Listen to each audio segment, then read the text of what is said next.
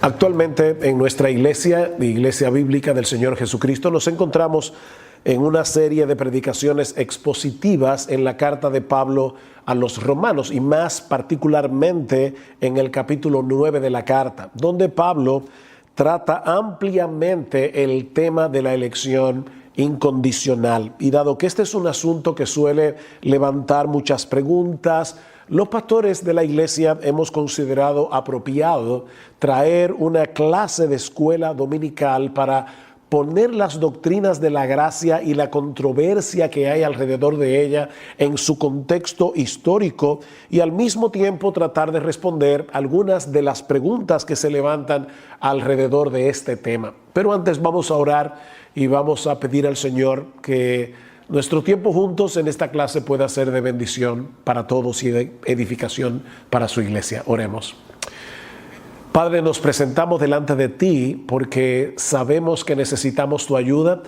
Vamos a tratar un tema que suele ser controversial, que suele levantar preguntas, y nosotros queremos, Señor, poder traer luz más que confusión y al mismo tiempo que podamos entendernos aún aquellos que no tenemos exactamente los mismos pensamientos con respecto a este tema. Señor, danos tu palabra y sobre todas las cosas concédenos un mayor aprecio por nuestro Salvador y por la salvación que nosotros tenemos en Él, porque te lo pedimos en su nombre.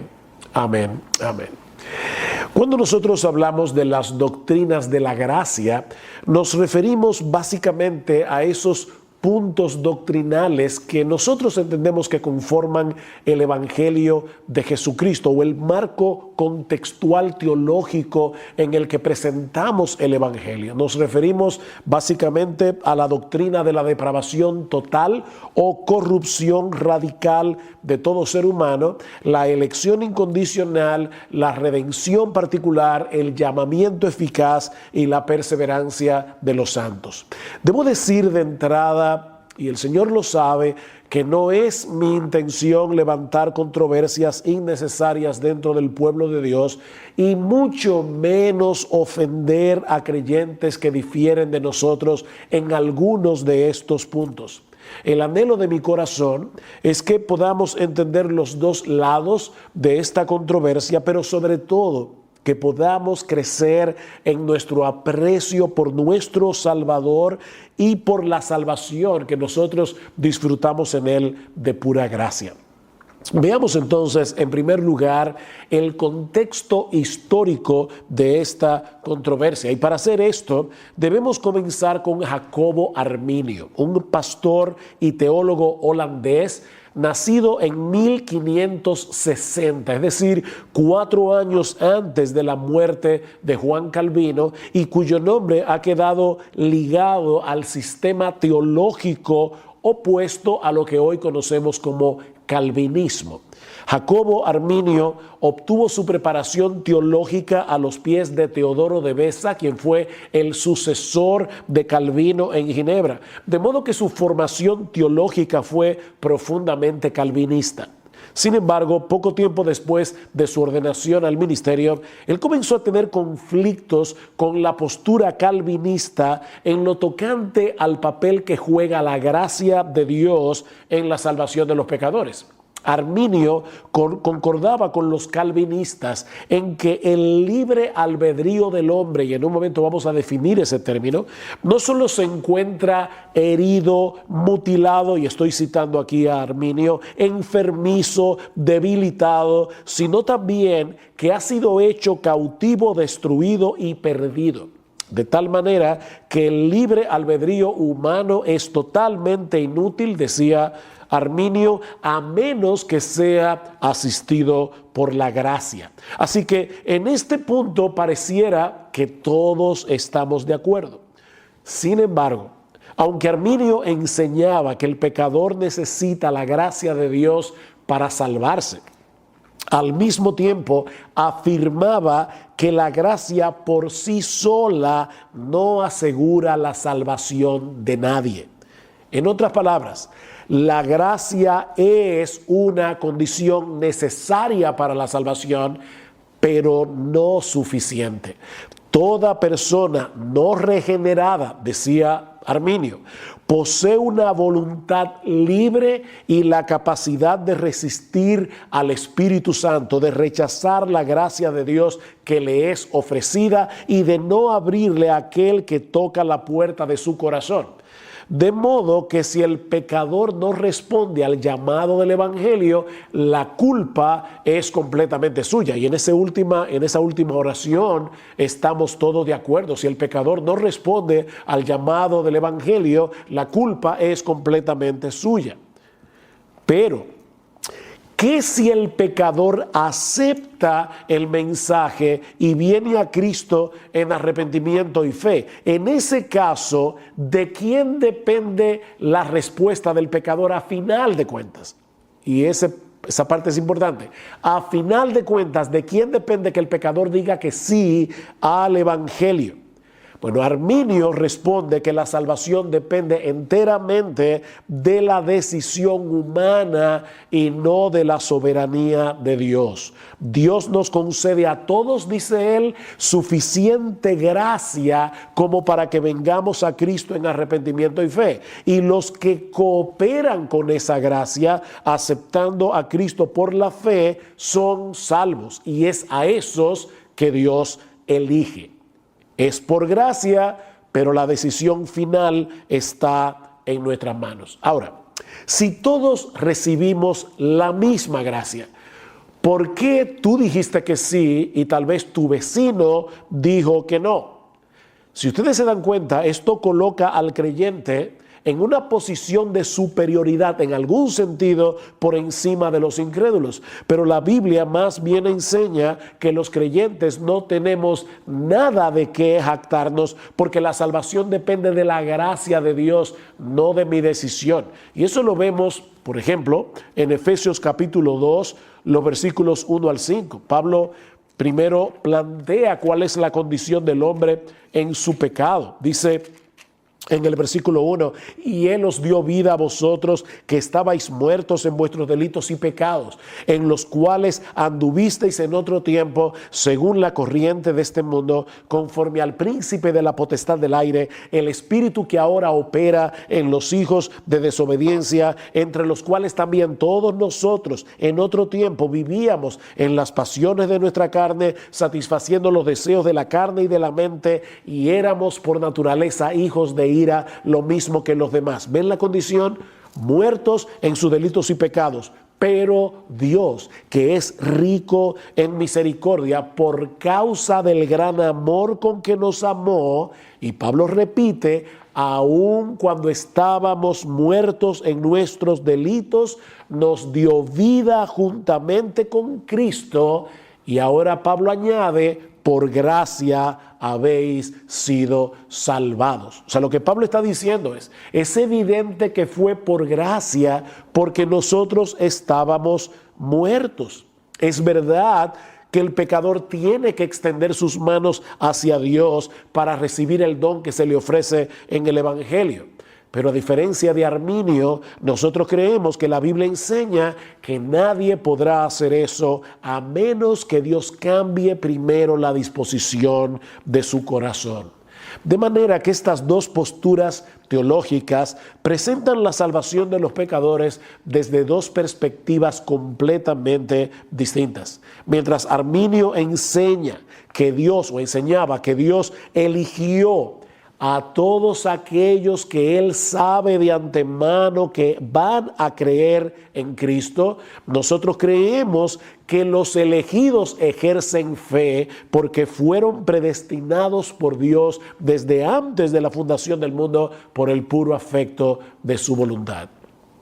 Luego de la muerte de Arminio, sus seguidores fueron acusados de herejía, por lo que presentaron a los estados de Holanda un memorial de protesta. Esta protesta puede ser resumida en los siguientes puntos. Aquí vienen lo que podríamos llamar los 5 puntos del arminianismo. Aquí está lo que ellos presentaron a los estados holandeses. Primero, Dios elige o reprueba sobre la base de la fe o la incredulidad que Él prevé. O sea, Dios sabe quiénes van a creer y a esos elige. 2, Cristo murió por todos los hombres y por cada hombre, aunque solo los creyentes son salvados. En palabras más sencillas, Cristo murió en la cruz para hacer posible que cualquiera se salve, pero no para asegurar la salvación de nadie. 3. El hombre está tan depravado que la gracia divina es necesaria para la fe o para cualquier otra buena obra. En eso estamos de acuerdo. Pero 4, esta gracia puede ser resistida. Y 5, en lo tocante a si una persona verdaderamente regenerada ciertamente va a perseverar en la fe, ese es un punto que necesita más investigación. Eso es lo que ellos presentaron en aquel momento. Pero más adelante este último artículo fue alterado por los arminianos para enseñar definitivamente que un creyente verdadero, regenerado, puede perder su fe y con ella la salvación. Esta disputa entre calvinistas y arminianos trajo como consecuencia la convocación de un sínodo al que fueron invitados casi todas las iglesias nacionales reformadas y que fue celebrado desde el 13 de noviembre del año 1618 hasta el 9 de mayo del año 1619 en la ciudad de Dordrecht o ciudad de Dort, como se le conoce coloquialmente. Estuvieron presentes 84 delegados holandeses, 18 comisionados delegados seculares, así como 27 delegados de varios estados de Alemania, de Suiza, de Inglaterra y de Escocia. Dice un historiador que fue un concilio sin paralelo en la historia del protestantismo.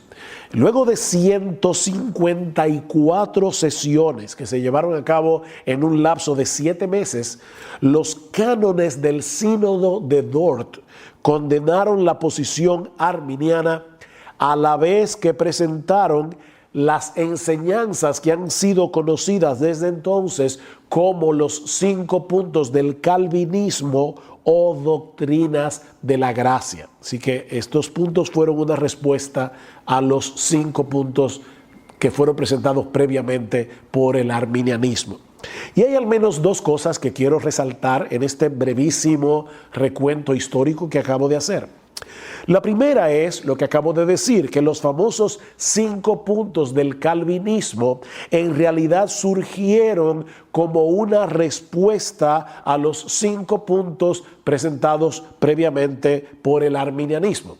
Y la segunda cosa que quiero resaltar aquí es que Calvino ya estaba muerto desde hacía un poco más de medio siglo cuando estos 5 puntos fueron etiquetados como calvinismo o los 5 puntos del calvinismo. Personalmente yo no tengo problemas con las etiquetas teológicas siempre que entendamos el contenido teológico de cada una de esas etiquetas. Por eso es que yo prefiero referirme a estos 5 puntos como las doctrinas de la gracia. Pero en ocasiones las etiquetas nos ayudan a simplificar los 2 lados de la controversia, empaquetándolos en un solo término, calvinismo o arminianismo. A principios del siglo XX, creo que en 1905, 1906, alguien trató de resumir estas doctrinas del Sínodo de Dort usando el acróstico TULIP, que significa tulipán, por sus siglas en inglés. Total depravación, ahí está la T. Elección incondicional, que en inglés es unconditional election, ahí está la U. Expiación limitada, que en inglés es limited atonement, ahí está la L. Gracia irresistible, en inglés es irresistible grace, ahí está la I. Y perseverancia de los santos. Bueno, la P funciona igual en inglés y en español. Sin embargo, a pesar de la popularidad de este acróstico, lo cierto es que el TULIP puede dar lugar a algunos malos entendidos, como veremos en un momento, añadiendo confusión al prejuicio que ya muchos tienen lamentablemente contra las doctrinas de la gracia. En el tiempo que me resta, yo quisiera corregir algunas nociones relacionadas con las doctrinas de la gracia, recordando lo que decíamos al principio, que esta clase es como un apéndice de nuestras exposiciones en el capítulo 9 de Romanos y en cierta manera en toda la carta a los Romanos, por lo que no podemos dar muchos argumentos bíblicos en cada uno de estos temas. Así que permítanme responder básicamente 4 preguntas. Primera pregunta: ¿posee el hombre libre albedrío? Bueno, depende de lo que queramos decir con esa frase. Si lo que quieres decir es que el hombre tiene la capacidad de escoger lo que quiere, es decir, cada vez que tomamos una decisión lo hacemos conforme a nuestros deseos, la respuesta es que sí, el hombre tiene libre albedrío. Nosotros no somos títeres de fuerzas externas que nos obligan a tomar las decisiones que tomamos y actuar de la manera como actuamos. Tenemos libre albedrío en el sentido de que somos capaces de escoger conforme a nuestros deseos. Y en un momento determinado puede haber deseos en conflictos y vamos a decidir conforme al deseo dominante. Puede ser que yo desee perder unas cuantas libras, pero al mismo tiempo deseo comerme un helado. Si el deseo por comerme el helado es más fuerte que el deseo de perder las libras, ya ustedes saben cuál es la decisión que yo voy a tomar. Pero en el siglo XVI, cuando surgió la Reforma Protestante, el término libre albedrío significaba o era usado usualmente con otro significado, porque el debate sobre el tema del libre albedrío giraba en torno a otra cosa. Lo que se estaba debatiendo en ese momento histórico entre la Iglesia Católica y los reformadores era el efecto de la caída sobre la voluntad del hombre. Y la pregunta era: ¿está nuestra voluntad esclavizada a Satanás y al pecado de tal manera que no podemos libremente escoger a Dios? ¿O poseemos todavía la capacidad de buscar lo bueno, de inclinarnos hacia Dios? Todos los reformadores del siglo XVI estaban de acuerdo en que el hombre es moralmente responsable de sus acciones y por lo tanto creían en el libre albedrío en ese sentido, pero al mismo tiempo afirmaban que los hombres nacen esclavizados a Satanás y al pecado y por lo tanto son incapaces de creer y arrepentirse a menos que Dios los libere de esa esclavitud. En otras palabras, el hombre siempre hace lo que quiere. Estamos claros en eso. El problema del pecador es que lo que él quiere siempre es pecar, hasta cuando hace lo bueno. Yo puedo tomar la decisión como inconverso de no serle infiel a mi esposa porque quiero cuidar mi reputación. Pero eso es una buena acción, pero motivado por una cosa pecaminosa. Yo no estoy buscando la gloria de Dios, yo estoy buscando mi propia gloria. Dice en Génesis que toda intención de los pensamientos del corazón del hombre se encamina siempre hacia el mal. Y Pablo dice en Romanos capítulo 8, versículo 7, que los designios de la carne son enemistad contra Dios, porque no se sujetan a la ley de Dios, ni tampoco pueden. ¿Creemos entonces en el libre albedrío? Depende. Si lo que están preguntando es si creemos que el hombre siempre actúa como un agente moral responsable conforme a sus deseos, la respuesta es sí, creemos en el libre albedrío, el hombre escoge lo que quiere. Pero si lo que estás preguntando es si después de la caída el hombre posee la capacidad de inclinar su voluntad hacia Dios y en contra del pecado, entonces la respuesta es no, no creemos que el hombre en su estado caído posee tal capacidad. Cristo dijo en Juan 5:40, ustedes no quieren venir a mí para que tengáis vida. Es a eso que nos referimos cuando hablamos de la depravación total del pecador. Aunque debo decir que este es uno de los puntos en los que el tulip se presta a confusión. Recuerden que no fue sino hasta principios del siglo XX cuando alguien publicó este acróstico en una revista para resumir los cánones del sínodo de Dort, y la T corresponde a total depravación. El problema con esta expresión es el mismo que hemos señalado respecto al libre albedrío, y es que transmite una idea distorsionada de lo que entendemos que la Biblia enseña sobre la condición humana caída. Cuando una persona escucha el día de hoy que el hombre no regenerado está totalmente depravado, naturalmente tiende a pensar que lo que estamos enseñando es que el hombre es incapaz, completamente incapaz, de hacer algo bueno en ningún sentido. Pero mis hermanos, eso no es lo que la Biblia enseña. A pesar de su estado caído, el hombre sigue portando la imagen de Dios, aunque en una forma distorsionada. Por ejemplo, en Génesis capítulo 9, versículo 6, Dios dice: el que derramare sangre de hombre, por el hombre su sangre será derramada, porque a imagen de Dios es hecho el hombre. Y eso se escribió después de la caída. Pablo dice en Romanos 2:14 que los gentiles que no tienen ley, en ocasiones hacen por naturaleza lo que es de la ley.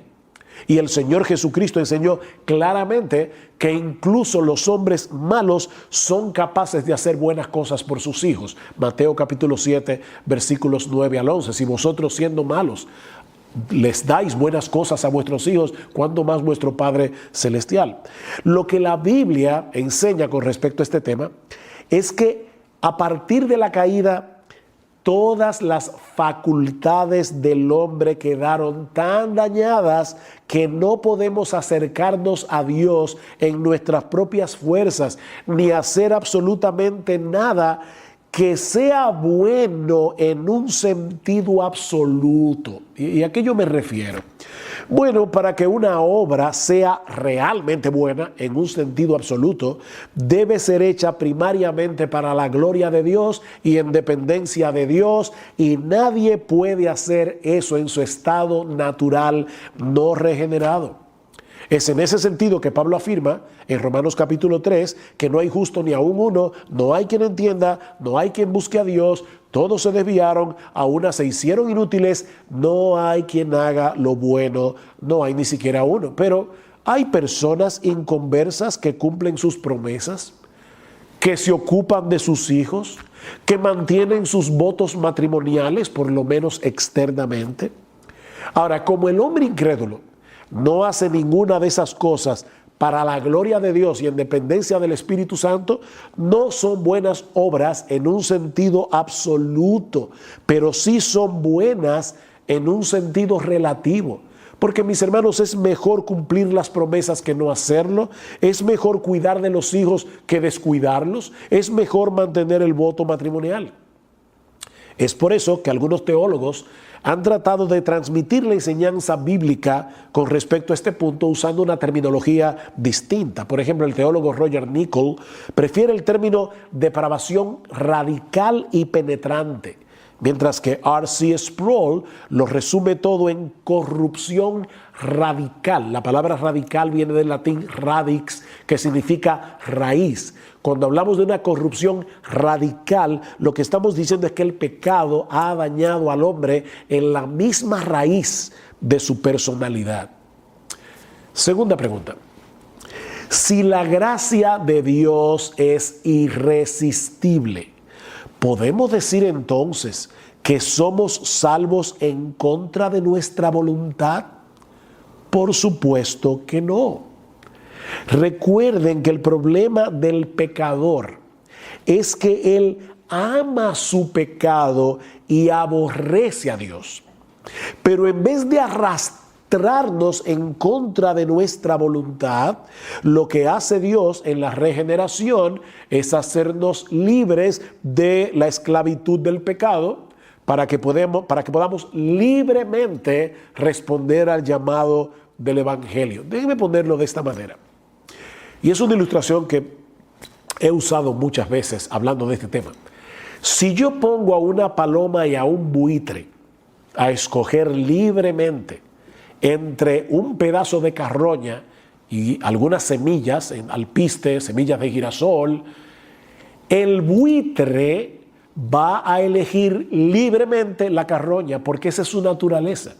La paloma libremente va a escoger el alpiste o las semillas de girasol. Si yo quiero que el buitre escoja la semilla de girasol, yo voy a tener que palomizar su naturaleza, voy a tener que cambiar su naturaleza, y eso es lo que Dios hace en la regeneración.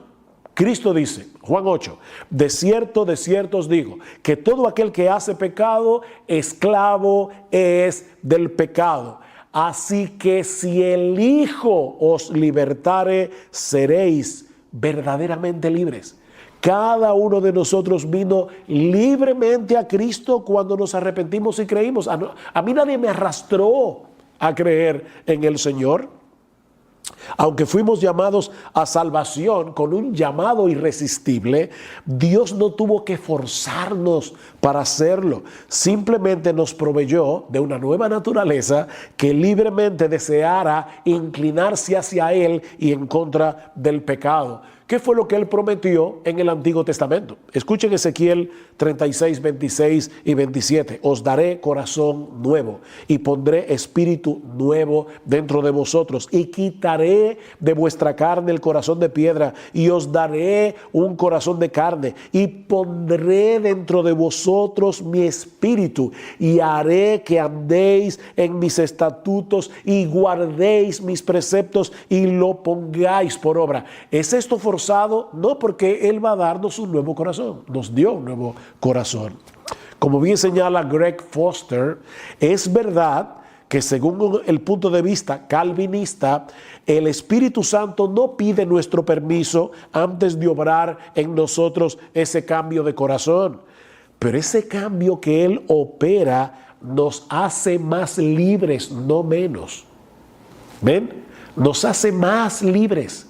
De hecho, cuando el pecador se convierte y se arrepiente, es la primera vez que actúa en libertad, real libertad. Si el Hijo os libertare, seréis verdaderamente libres. Tercera pregunta. Si es Dios el que elige desde antes de la fundación del mundo, ¿quiere decir esto que los elegidos se salvarán como quiera, aunque no crean en Cristo ni se arrepientan? En estos días alguien envió una nota al chat, algo de la iglesia, y decía esto: ustedes dicen que el hombre no necesita creer y arrepentirse. Por supuesto que no estamos diciendo eso. Nadie se salvará a menos que crea y se arrepienta, porque la elección es incondicional, pero no la salvación. Permítame repetir eso otra vez. La elección de Dios es incondicional, pero nuestra salvación es con una condición, es con condición. ¿A qué yo me refiero? Al hablar de una elección incondicional de parte de Dios, estamos diciendo que la razón por la que Dios elige a unos y no a otros no está en nosotros, sino en Dios. No es que nosotros cumplimos con una condición previa y entonces Dios nos elige. No. Pero Dios no es caprichoso cuando elige. Dios elige por una razón, pero esa razón está en Él, no en nosotros. Por eso es que Pablo insiste en Efesios 1, que fuimos elegidos según el puro afecto de su voluntad, puro afecto de su voluntad. Recuerden lo que vimos recientemente cuando estudiamos Romanos capítulo 9, versículo 11, hablando de Jacob y Esaú. Dice: aún los mellizos no habían nacido y no habían hecho nada, ni bueno ni malo, para que el propósito de Dios conforme a su elección permaneciera, no por las obras, sino por el que llama. Se le dijo a Rebeca: el mayor servirá al menor. ¿Ven? La elección de Dios no estaba condicionada a lo que él vio previamente que iba a ser Jacob, como si él fuera mejor que Saúl. No habían nacido, ni habían hecho nada bueno ni malo cuando Dios eligió a Jacob. Así que la elección es incondicional, Pero mis hermanos, hay una condición necesaria para salvarse: creer y arrepentirse. ¿Qué dice el Señor Jesucristo en Lucas capítulo 13, los versículos 1 al 5? 2 veces repite: si no os arrepentís, todos pereceréis igualmente. Señores, ¿qué debo hacer para ser salvo? Cree en el Señor Jesucristo y serás salvo, le dijo Pablo al carcelero de Filipo. Pero el Espíritu tiene que obrar en nosotros para que podamos responder al llamado de Dios. Él nos da una nueva naturaleza en la regeneración para que voluntariamente, libremente, vengamos a Cristo en arrepentimiento y fe. Somos nosotros los que creemos y los que nos arrepentimos. Nadie puede hacer eso por nosotros. Pero eso solo puede ser posible cuando el Espíritu Santo nos regenera de pura gracia. Déjenme citar algunos textos rápidamente. Hechos 11:18, cuando Pedro da el reporte de lo que pasó en la casa de Cornelio. Escuchen cómo reaccionaron estos judíos creyentes que escucharon el reporte. De manera que también a los gentiles ha dado Dios arrepentimiento para vida. Ven, es un don que Dios da en la regeneración. Hablando de Apolos en Hechos 18:27. Dice: y queriendo él pasar a Acaya, los hermanos le animaron y escribieron a los discípulos que le recibiesen. Y llegado él allá, fue de gran provecho a los que por la gracia habían creído. Filipenses 1:29, porque a vosotros os es concedido, y la palabra griega allí es: se os ha dado de gracia a causa de Cristo. No solo que creáis en Él, sino también que padezcáis por Él. Eso es algo que Dios nos ha dado de gracia. El problema del arminianismo es que presupone que si Dios pone una condición para salvarse, arrepentirse y creer, el hombre debe ser capaz de cumplir esa condición. De lo contrario, Dios estaría actuando como el padre que le pide a su niño de 5 años que salte una verja de 1 metro, o de lo contrario lo va a disciplinar, lo va a castigar físicamente. Pero hay un problema con esa analogía. La impotencia del hombre es espiritual, es moral, es distinta a la del niño que no puede saltar la verja de 1 metro. Es una impotencia culpable. ¿En qué sentido? En que la razón por la que el pecador no viene a Cristo en arrepentimiento y fe es porque él odia a Dios. Es porque él quiere gloria para sí, no gloria para Dios. Es una impotencia culpable.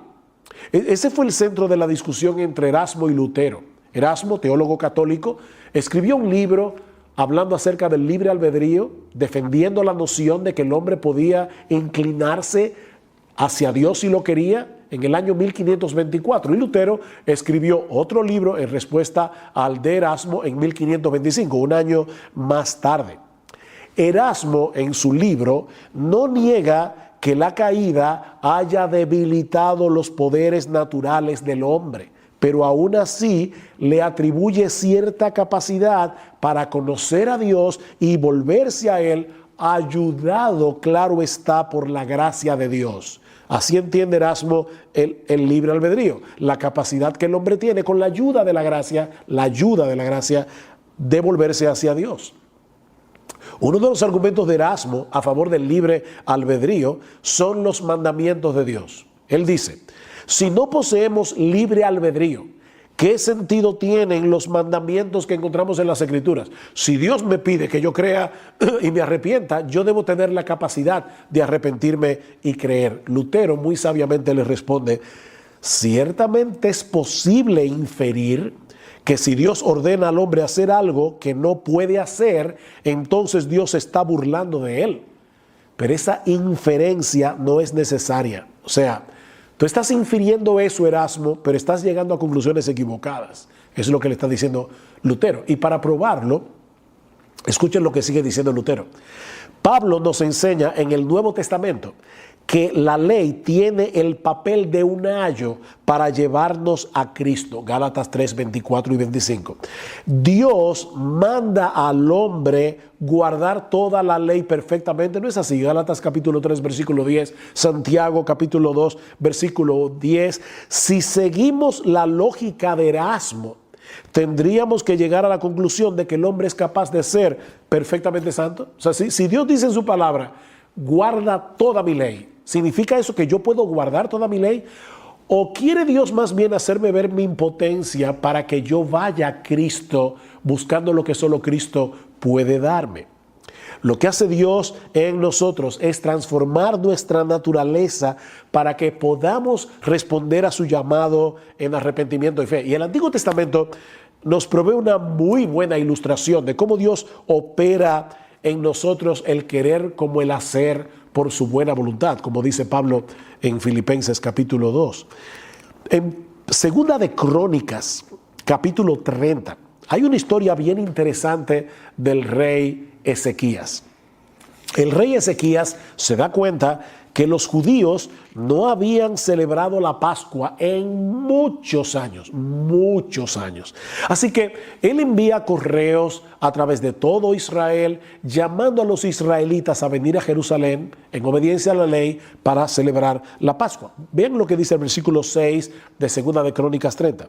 Y los mensajeros fueron por todo Israel y Judá con cartas de mano del rey y de sus príncipes, conforme al mandamiento del rey, diciendo: hijos de Israel, volveos al Señor Dios de Abraham, de Isaac y de Israel, para que Él se vuelva a aquellos de vosotros que escapasteis y que habéis quedado de la mano de los reyes de Asiria. Y la carta sigue diciéndole: si ustedes se vuelven, si ustedes obedecen al Señor, el Señor se volverá a vosotros.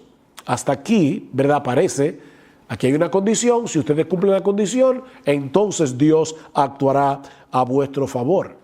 Pero sigamos leyendo la historia. Versículo 10. Pasaron pues los correos de ciudad en ciudad por la tierra de Efraín y de Manasés y hasta Zabulón, por todo Israel, pero los escarnecían y se burlaban de ellos. No obstante, algunos hombres de Aser, de Manasés y de Zabulón se humillaron y vinieron a Jerusalén. Si la historia hubiera terminado ahí, pensaríamos, bueno, Dios puso una condición, algunos se burlaron, pero estos hombres de Manasés, de Aser y de Zabulón se humillaron y cumplieron la condición. Pero ahora escuchen lo que sigue diciendo el versículo 12. También sobre Judá estuvo la mano de Dios para darles un solo corazón a fin de hacer lo que el rey y los príncipes ordenaron conforme a la palabra del Señor. Ese también está en el original hebreo, y lo que está diciendo es: sobre Judá estuvo la mano de Dios, de la misma manera que sobre los hombres de Aser, de Manasés y de Zabulón. Fue la mano de Dios que obró en ellos, para que entonces ellos pudieran hacer lo que el rey y los príncipes habían ordenado conforme a la palabra del Señor. Es por eso que Pablo en Romanos, capítulo 11, luego de haber hablado ampliamente acerca de la soberanía de Dios en la salvación de los pecadores, ¿cómo concluye Pablo Romanos 11:36? Porque de Él, es decir, de Dios, por Él, por medio de Dios y para Él son todas las cosas. A Él sea la gloria por siempre. Una última pregunta. ¿Para qué tenemos que evangelizar entonces? Si la salvación es de Jehová, ¿para qué evangelizar? Bueno, porque ese es el medio que Dios ha prometido usar para salvar a los pecadores. Dios no solamente ha elegido a quienes va a salvar, sino los medios a través de los cuales los va a salvar: la oración y el evangelismo.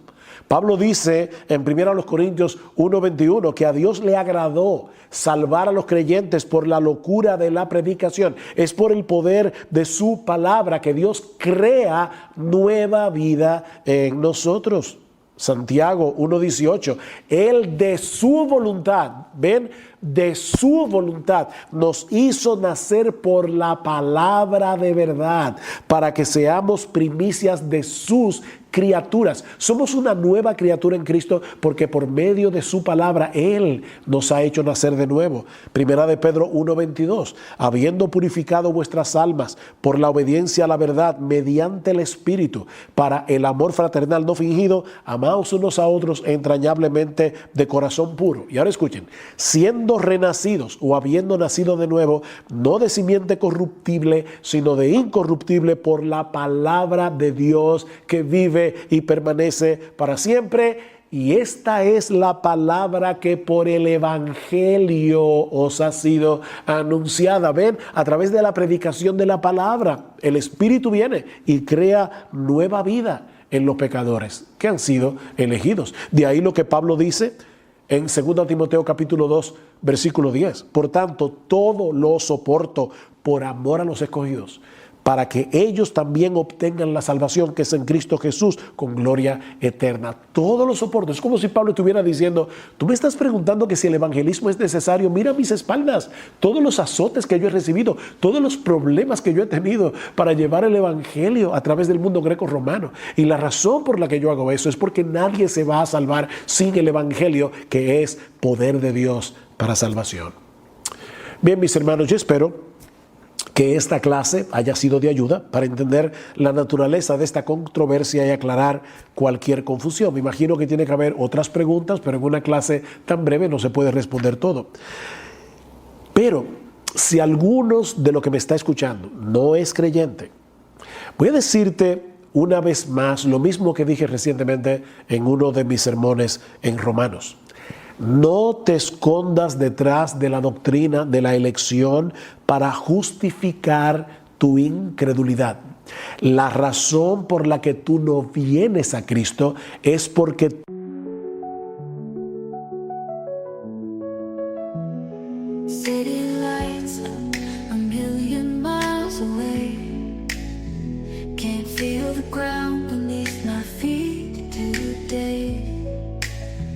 lost in the rhythm, a heartbeat in the night, chasing neon dreams in a digital flight.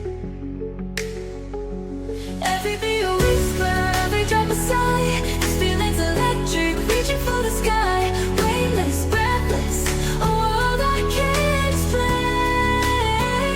But in this moment, I feel the freedom in the rain. Strobe lights paint the shadows, the symphony of sound. Every heart's a dancer, lost and yet we're found. And in this no quieres a Cristo.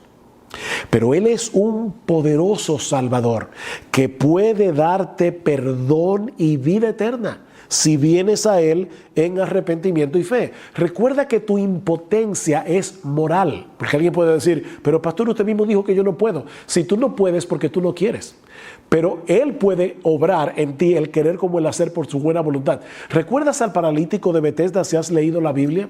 Es un paralítico de nacimiento. Cristo llega y este hombre está allí tirado y Cristo le dice, levántate, toma tu camilla y anda. ¿Podía él obedecer al mandato de Jesús en su propia naturaleza? Por supuesto que no, es un paralítico. Pero si ese hombre tomaba la decisión, como de hecho tomó la decisión, de obedecer el mandato de Jesús, él se iba a levantar e iba a caminar. Y eso fue lo que sucedió. Así que no vienes porque no quieres. El impedimento es tu pecado, no la elección divina. Pero mi amigo, si tú vienes, no serás rechazado. ¿Tú entiendes que eres pecador? ¿Entiendes que algún día te vas a presentar delante del tribunal de Dios y que allí de ninguna manera vas a salir bien parado porque ya todos hemos sido condenados por su ley? ¿Tú entiendes eso? Entonces ven a Cristo y ven ahora, porque las puertas de la salvación siguen abiertas de par en par para todo aquel que cree. Vamos a orar. Padre, te damos muchas gracias por habernos dado de nuevo la oportunidad de presentar esta clase. Queremos rogarte ahora, Señor, que tú uses lo que hemos hablado aquí para aclarar cualquier confusión que tus hijos puedan tener con respecto a estas doctrinas y aún, Señor, usar esto para traer a Cristo a muchos en arrepentimiento y fe, porque te lo pedimos en su nombre y para su gloria. Amén. Amén.